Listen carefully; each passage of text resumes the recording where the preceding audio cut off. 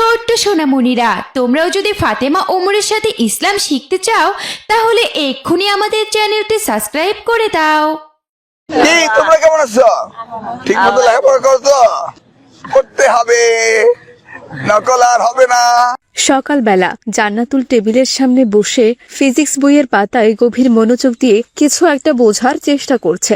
জানালার বাইরে পাখির কিচিরমিচির শব্দ শোনা যাচ্ছে। চারদিকের মানুষ এখনো ঘুমের ঘোরে। জান্নাতুল তখন তার ভবিষ্যতের স্বপ্ন বুনছে। মহাকর্ষীয় ধ্রুবক জি এর মান কেন পরিবর্তিত হয় না? এটা ভালো করে বুঝতে হবে। এবারের পরীক্ষায় এখান থেকে প্রশ্ন আসার সম্ভাবনা অনেক বেশি। তখনই হঠাৎ সেখানে মিলি চলে আসে। ওরে আমার নিউটনের নাতনি রে, এখনো সে একঘেয়ে নিউটনের থিওরি নিয়ে পড়ে আছিস? বাইরে দেখ, রোদের উজ্জ্বলতা কত বেড়েছে, আর তুই কিনা ডুবে আছিস অন্ধকারে ফিজিক্সের মধ্যে। মিলি, তুই এই অসময়ে এখানে কেন এলি? তোর কি একবারও মনে হয় না যে এসএসসি পরীক্ষার আর মাত্র কয়েকদিন বাকি? আরে শোন, আমি এখন একটা ট্রেন্ডিং গানের ভিডিও বানাবো। ভিউ দেখবি? জাস্ট 1 মিনিটে মিনিমাম 10,000 ভিউ হবে। তুই আমার সাথে মাত্র 10 সেকেন্ডের একটা ক্লিপ দে, দেখবি তুইও ফেমাস হয়ে যাবি। পড়াশোনা তো সবাই করে, কিন্তু ভাইরাল হতে ভাগ্য লাগে রে পাগলি, ভাগ্য লাগে। এই ভাইরাল হওয়া কি তোকে পরীক্ষা হলে উত্তর লিখে দেবে বল? শোন মিলি, সময় থাকতে সাবধান হ। এই যে টিকটক আর ফেসবুকের নেশায় তুই ডুবে আছিস, এসএসসি রেজাল্টের দিন যখন দেখবি তুই ফেল করে গেছিস, তখনই ফলোয়াররা তোর চোখের জল মুছতে আসবে না। তুই দেখে নিস, আমি না পড়েও কেমন A+ ছিনিয়ে আনি। আমার বুদ্ধি তোদের মতো এই কয়েকটা বইয়ের পাতায় সীমাবদ্ধ থাকে না, বুঝেছিস? আমি স্মার্ট জেনারেশনের মেয়ে, বিনা লেখাপড়ায় পাশ করব। বিকেলে মাঠে আসিস, মাহাদির সাথে একটা গেমে বাজি ধরেছি, দারুণ খেলা হবে, আসবে কিন্তু। মিলির কথাগুলো জান্নাতুলের কানে বিষের মতো বিঁধল। সময়ের মূল্য যে বোঝে না, সময় তাকে ক্ষমা করে না। জান্নাতুল আবার ডুবে গেল তার বইয়ের গহীন জগতে। বিকেল বেলা মাঠের এক কোণে মাহাদি এবং মিলি ফোনের স্ক্রিনে ঝুঁকে আছে। জান্নাতুল দূর থেকে এসে বিরক্তি নিয়ে তাদের পাশে দাঁড়ায়। যেখানে শরীর আর মন চনমনে করার কথা, সেখানেও আজ থাবা বসিয়েছে প্রযুক্তির নেশা। ব্যাডমিন্টন র্যাকেট ব্যাটগুলো পাশে পড়ে আছে অবহেলায়, আর মাহাদি ও মিলি ব্যস্ত ভার্চুয়াল যুদ্ধের নেশায়। ইয়েস মিলি, আমি তোর আসল এনিমিটা ধ্বংস করে দিয়েছি, এবার তুই নিশ্চিত হারবি। ওয়েট মাহাদি, তুইও দেখ আমি তোকে কি করে হারিয়ে দেই। এই, তোরা কি সত্যি পাগল হয়ে গেছিস নাকি? সামনে এসএসসি পরীক্ষা আর তোরা এখনো মোবাইল গেম নিয়ে পড়ে আছিস। এই যে সায়েম, তুমি তো অন্তত বুঝো, ওদের মানা করতে পারো না? আমি কি মানা করব জান্নাতুল? ওরা কি আমার কথা শুনে? শোন জান্নাতুল, পড়াশোনা তো করি আমি, কিন্তু সারাদিন কি আর পড়াশোনা ভালো লাগে বল?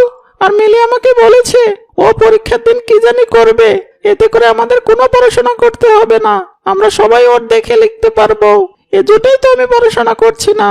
হ্যাঁ শোন সবাই, তোদেরকে একটা সিক্রেট কথা বলি। আমি জ্যামিতি বক্সের ভেতর আর কলমের রিফিলের ভেতরে স্কেলের উপর নকল করার প্ল্যান করেছি। এমনকি ওড়নার কোণা থেকে শুরু করে সবকিছুতেই থাকবে নকলের ভান্ডার। এখনকার যুগে শুধু শুধু পড়ার পেছনে গাধার মতো খাটুনি দিয়ে লাভ নেই, শুধু একটু কৌশলী হতে হবে পরীক্ষায় পাশ করতে, বুঝতে পেরেছিস? নকল করাকে কোনো কৌশল বলে না মিলি, এটাকে বলে প্রতারণা। তুই নিজের সাথে, তোর মা বাবার সাথে আর এই জাতির সাথে প্রতারণা করছিস। মাহাদি, তুই কিন্তু মিলির কথায় কান দিস না, এখনো সময় আছে। টেক্সট বইটা পড় গিয়ে। তোরা কি শিক্ষামন্ত্রীর সেই কথাগুলো শুনিসনি? তিনি তো তোর ভাইরাল ভিডিওতে পরিষ্কার করে বলেছেন, এই কেমন আছো তোমরা, পড়াশোনা ঠিক মতো করছো তো? করতে হবে, নকল কিন্তু আর হবে না। এবার কিন্তু শিক্ষামন্ত্রী নতুন এসেছে, পরীক্ষার নিয়ম কানুন খুব করা হবে। পড়াশোনা না করে যদি নকল করার চিন্তা করিস, তবে কিন্তু খবর আছে তোদের। আরে রাখতো তোর শিক্ষামন্ত্রী, আমরা হলাম জেনজি জেনারেশনের মেয়ে, আমাদের টেকনিক্যাল বুদ্ধি কতটুকু সেটা তোর ওই ব্যাকডেটেড শিক্ষামন্ত্রী কল্পনাও করতে পারবে না। ওনার ওসব পুরনো ধমক আমাদের কাছে কিছুই না, আমাদের উনি কিছু করতেই পারবে না। তোরা গিয়ে বই মুখস্থ কর, আমি শর্টকাট দিয়ে পরীক্ষায় একেবারে বাজিমাত করব। মিলি, তুই কিন্তু ভুল করছিস। অনেক হয়েছে তোর লেকচার জান্নাতুল, তুই তোর ওই জ্ঞান নিজের কাছেই রাখ। আমি পরীক্ষায় গোল্ডেন পেয়ে তোকে দেখিয়ে দিব যে বই না পড়েও কিভাবে সফল হওয়া যায়। চল মাহাদি, একটু দূরে গিয়ে গেমটা শেষ করি। এখানে মেজাজ খারাপ করে দেওয়ার মতো লোক একেবারে বেড়ে গেছে। এভাবে জেদের বশবর্তী হয়ে মিলি মাহাদি মাঠ ছেড়ে চলে গেল। কিন্তু মিলির মনের কোণে জমে রইল এক পাহাড় সমান মিথ্যা আত্মবিশ্বাস। এরপর দিনগুলো দ্রুত ফুরিয়ে এলো। ঘনিয়ে এলো পরীক্ষার আগের রাত, যেখানে জান্নাতুল ব্যস্ত ছিল রিভিশনে আর মিলি ব্যস্ত তার নকল করার কৌশল সাজাতে। রাত তখন গভীর। মিলির ঘরের দরজা বন্ধ। সে মেঝেতে বসে কাগজ কেটে অতি ক্ষুদ্র অক্ষরে লিখছে। চারদিকে কাগজের কুচি ছড়ানো ছিটানো। উফ, এই ছোট ছোট লেখাগুলো লিখতে গিয়ে তো আমার জান একেবারে বেরিয়ে যাচ্ছে। পড়ার চেয়ে তো দেখছি নকল করা বেশি খাটুনি। কিন্তু আমার হাতে তো আর কোনো উপায়ও নেই। এমসিকিউ আর লিখিত পরীক্ষাতে ভালো করতে হলে এই চিটকুটগুলোই আমার শেষ ভরসা। কালকের বাংলার প্রথম পত্র পরীক্ষা তো একদম ফাটিয়ে দিব। এমন সময় হঠাৎ দরজায় টোকা পড়ে। মিলি দ্রুত সব কাগজ ওড়না দিয়ে ঢেকে ফেলে। মিলিমা আমার, তুই কত রাত পর্যন্ত আর পড়বি বলতো? তোর এমন কষ্ট দেখে আমার চোখে তো পানি চলে আসছে। পড়ার চাপে তো আমার মেয়েটা শুকিয়ে কাঠ হয়ে গেল। দরজাটা খোল মা, একটু দুধ খেয়ে নে। মা, তুমি কেন বারবার আসো বলো তো? আমি এখন খুব কঠিন একটা অধ্যায় পড়ছি। একবার মনোযোগ ভাঙলে সব ভুলে যাব। তুমি খাবারটা রেখে যাও, আমি পরে খেয়ে নেব।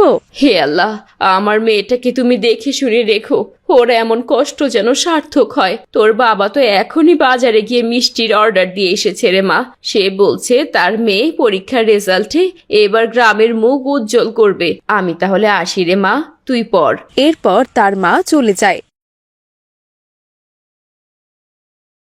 হায় হায়, মা বাবার এত বিশ্বাস আমার উপর, কিন্তু আমি তো পড়াশোনায় কিছুই জানি না। এখন আর ফিরে যাওয়ার পথ নেই। এই চিরকুটগুলোই এখন আমার শেষ ভরসা। বন্ধুর মিথ্যার উপর দাঁড়িয়ে থাকা পাহাড় যে কোনো সময় ধসে পড়তে পারে। মিলির মা যখন মেয়ের সাফল্যের আশায় দোয়া করছেন, মিলি তখন অন্ধকারের পথে পা বাড়াচ্ছে। অবশেষে এলো সেই কাঙ্ক্ষিত সকাল, পরীক্ষার প্রথম দিন। পরীক্ষার কক্ষে শিক্ষার্থীরা খাতায় লিখছে। জান্নাতুলও শান্তভাবে লিখে যাচ্ছে। সাইম চিন্তিত। সাবিহা ম্যাডাম কড়া নজরে পরীক্ষার গার্ড দিচ্ছেন। পরীক্ষার হলের গম্ভীর পরিবেশ। এমন সময় শিক্ষামন্ত্রী পরীক্ষার হলে প্রবেশ করে। শুভ সকাল সবাইকে। তোমরা আমাদের দেশের ভবিষ্যৎ। মনে রাখবে, শিক্ষা হচ্ছে আলোর মতো, আর নকল হচ্ছে সেই অন্ধকার যা তোমাকে ভেতর থেকে শেষ করে দেয়। আমাদের এবারের লক্ষ্য, পরীক্ষায় 0 টলারেন্স চিটিং। তোমরা সবাই সৎ থেকো। শুভ কামনা রইল তোমাদের জন্য।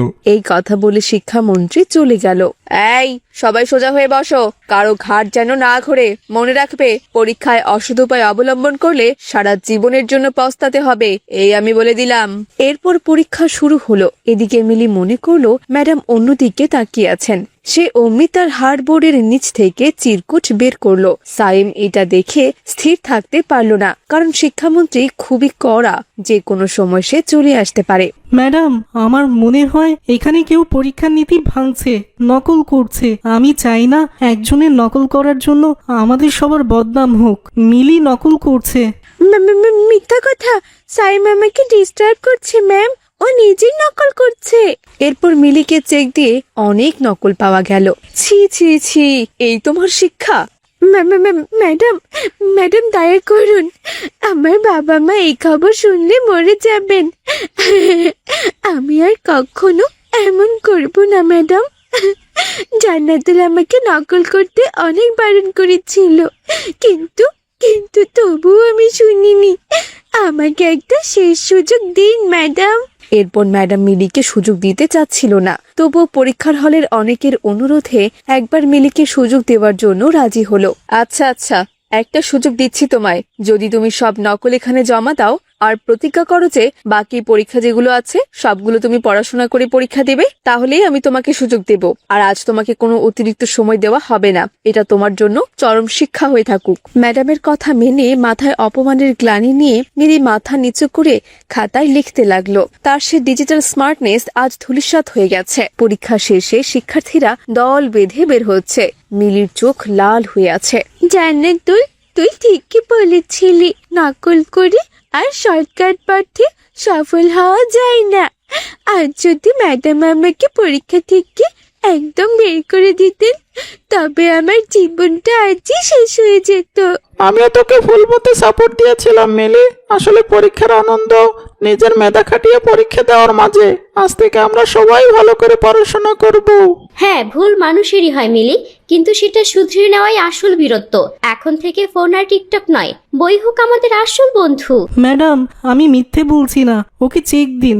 হ্যাঁ, মনে রেখো সবাই, অসত্যর পথে দ্রুত সাফল্য আসলেও তা ক্ষণস্থায়ী, আর সততার পথে সামান্য অর্জনও চিরস্থায়ী সম্মানের। এসো আমরা সবাই মিলে একটি নকল মুক্ত সমাজ করি। পড়াশোনায় আমরা দেব মোর, গড়ব মোরা সুন্দর জীবন। জীবন।